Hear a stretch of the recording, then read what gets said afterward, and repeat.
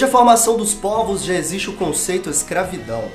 Mas você sabia que os próprios escravos também praticavam a escravidão? E que a feijoada não foi invenção dos escravos? E quando a princesa Isabel assinou a Lei Áurea, ela não tinha intenção de libertar os negros porque era uma pessoa boazinha. E o escravo mais famoso da história, o Zumbi dos Palmares, era na verdade um ditador cruel. Você vai ver agora na Fatos Desconhecidos algumas verdades sobre os escravos que você talvez não sabia.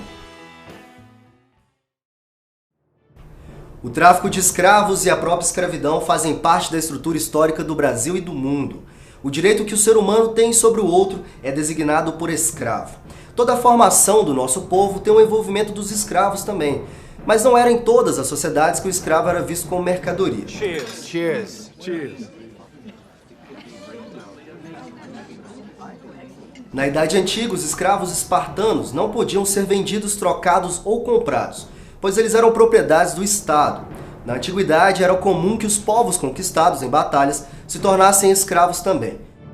A ideia de se obter alguém trabalhando em situação de escravidão era acumular cada vez mais as riquezas dos nobres.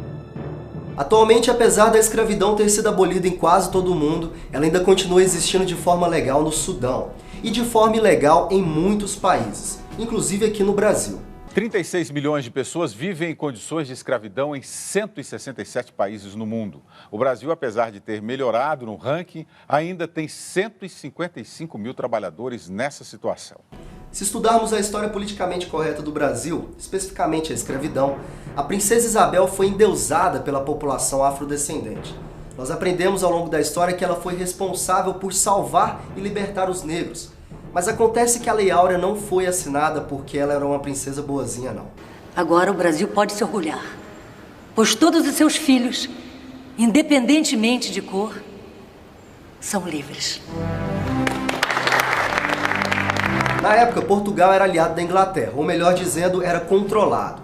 E a grande inimiga era a Espanha. Portugal e Espanha acumulavam grandes riquezas nas colônias da América do Sul. Todo o ouro, prata e diamante adquirido aqui, Portugal tinha que enviar para a Inglaterra. As minas de extração eram operadas por escravos negros. Foi quando a Inglaterra teve a brilhante ideia de libertar os escravos, para diminuir a fonte de renda dos espanhóis. Não vamos esquecer que o Brasil foi uma das últimas nações a abolir a escravidão. E diferente do que diz essas histórias oficiais, a nossa princesa Isabel não era tão boazinha assim como parece. Redentora. Há quem jure de pé junto que a feijoada foi inventada pelos escravos. Foi feita a partir das sobras de carne que os senhores feudais não comiam. Mas a verdade não é bem essa. Não se sabe exatamente qual país europeu desenvolveu o prato primeiro. Historiadores afirmam que a feijoada é francesa, outros dizem que é portuguesa.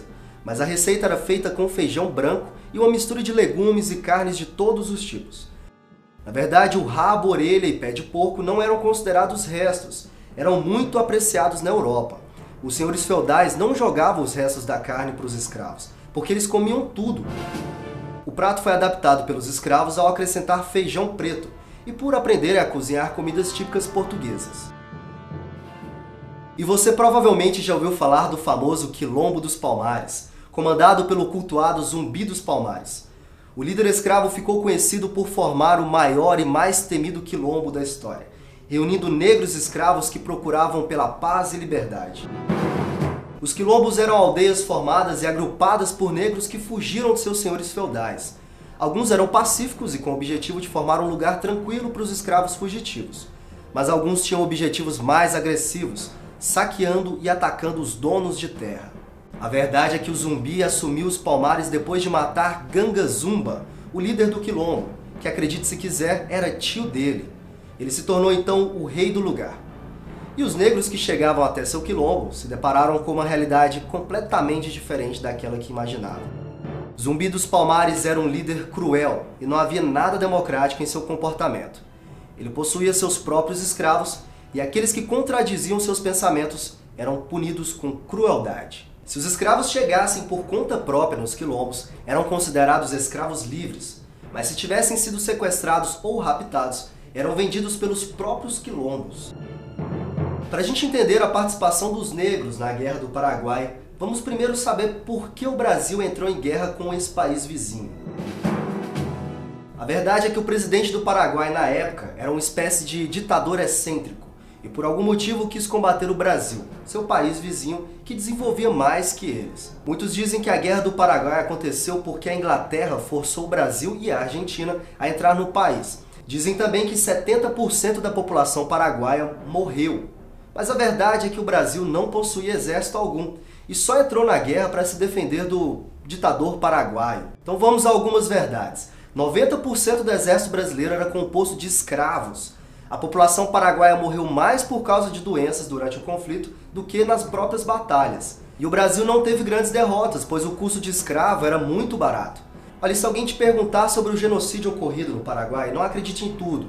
A verdade é que os escravos foram os únicos que lutaram na batalha e poucas pessoas morreram, diferente do que contam os livros de história. E se você acha que apenas os negros tiveram o papel de escravos na nossa história, então você está muito enganado. Brancos europeus também foram escravizados por africanos, acredite se quiser. Entre 1500 e 1800, os reinos árabes do norte da África capturaram de 1 milhão a 1,5 milhão de escravos brancos, a maioria deles no litoral mediterrâneo da África.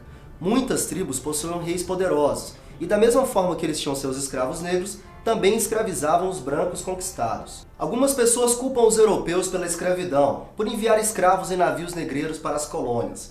Mas muitos líderes africanos foram responsáveis por essa atitude.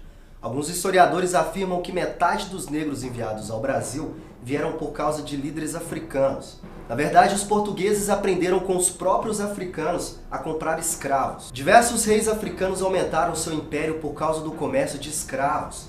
Trocar pessoas por armas era um negócio muito rentável para eles. Então não vamos esquecer que a escravidão é um verdadeiro crime contra a humanidade. A importância dos negros para a nossa história e formação é muito grande. Então é isso, pessoal, eu sou Breno Magalhães e contei aqui algumas curiosidades sobre a verdadeira história dos escravos. Se você gostou do nosso vídeo, dê um like, compartilhe com seus amigos e não se esqueça de se inscrever no nosso canal. E principalmente deixar suas sugestões nos comentários para outras curiosidades e fatos desconhecidos que talvez você queira ver aqui. Um grande abraço para você e até a próxima!